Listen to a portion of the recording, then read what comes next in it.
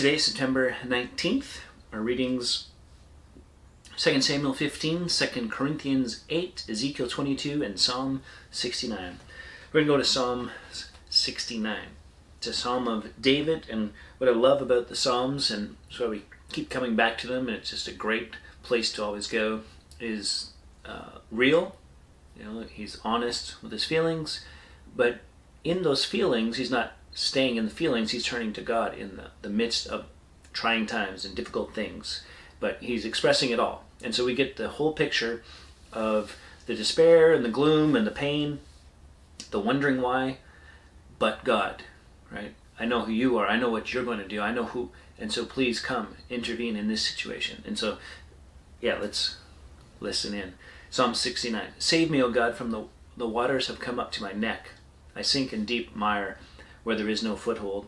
I have come into deep waters, and the flood sweeps over me. I am weary with my crying out. My throat is parched. My eyes grow dim with waiting for my God. More in number than the hairs of my head are those who hate me without cause. Mighty are those who would destroy me, those who attack me with lies. What I did not steal, must I now restore?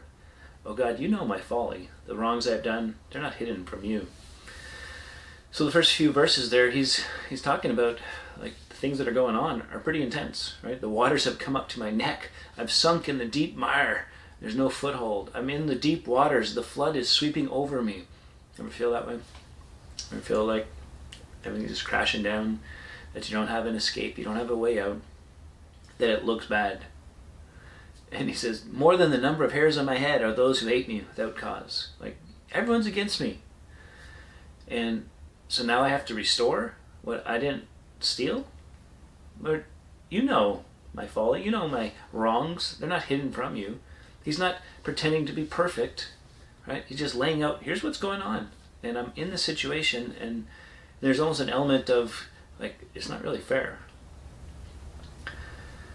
And so he continues, let not those who hope in you be put to shame through me, in verse 6, O Lord God of hosts. Let not those who seek you be brought to dishonor through me.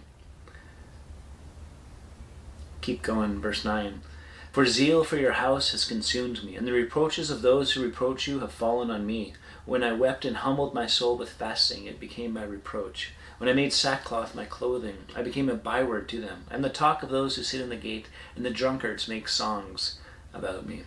But as for me, my prayer is to you, O Lord, at an acceptable time, O God. In the abundance of your steadfast love, answer me in your saving faithfulness. Deliver me from sinking in the mire.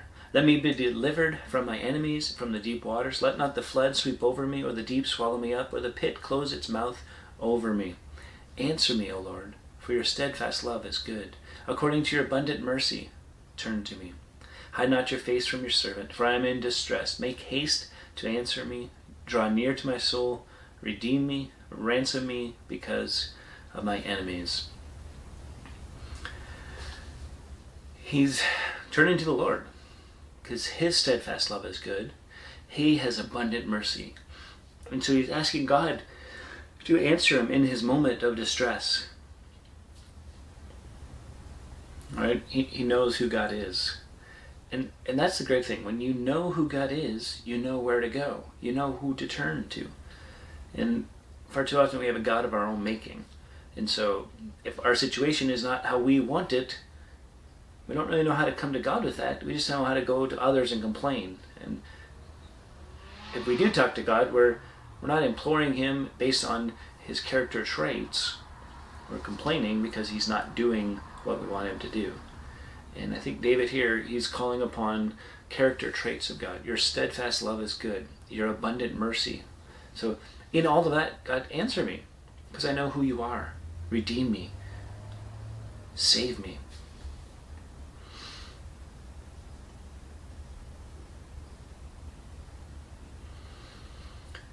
So the Psalms, there's lots to learn in them. Keep reading, keep growing, keep learning. Keep learning about who God is, and about the situations you're in, and the moments, and the stresses, and the despairs, and the depressions, and whatever the pain is, right? And be real with God. But then match that to the character of God, his faithfulness, his steadfast love, His abundant mercy. And so you appeal and you call upon God in prayer to ask Him to intervene in your life and for your situation, and you can have confidence that He will. Till next time, keep growing little by little.